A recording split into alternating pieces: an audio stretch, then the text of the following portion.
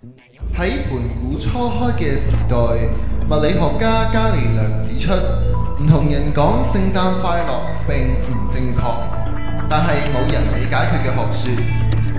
伽利略只好開始逃亡。500多年後，一個背脊有個 F 字嘅少女同一個背脊有個裂開心形嘅少女，佢哋覺得自己同伽利略一樣不被人理解，於是就去到伽利略嘅故鄉開始新嘅生活。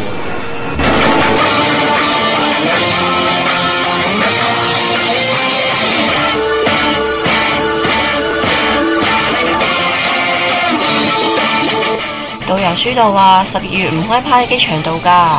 周圍都有人講聖誕快樂，你而家派到方式人唔知咩？你唔使擔心，聖誕快樂喎！每星期嘅做5日，下晝3點至11點，有30磅，冇貼士。唔講聖誕快樂扣錢，唔唱聖誕歌扣錢。攞去買火雞啦，都係冇嘅。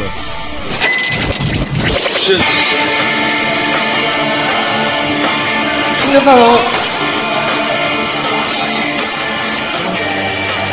佢哋移民局㗎，如果聽到聖誕快樂，就要即刻撇啦！聖誕快樂！我哋做得唔錯咧。你覺得聖誕老人最近有冇掛住我？呢兩粒石頭，如果有同時跌落水，即係佢仲掛住你；如果唔係同時，就即係佢唔掛住你啦。邊個話你知㗎？伽利略咯。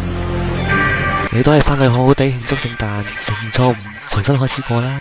如果我唔係基督徒，咁點啊？唔係，老子真經過字條唔係咁寫嘅喎。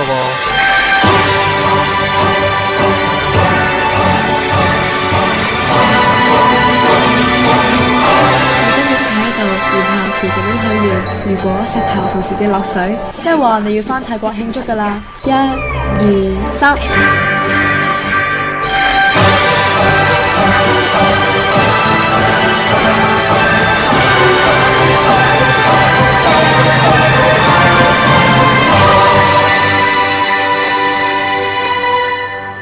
聖誕快樂啊，伽利略先生！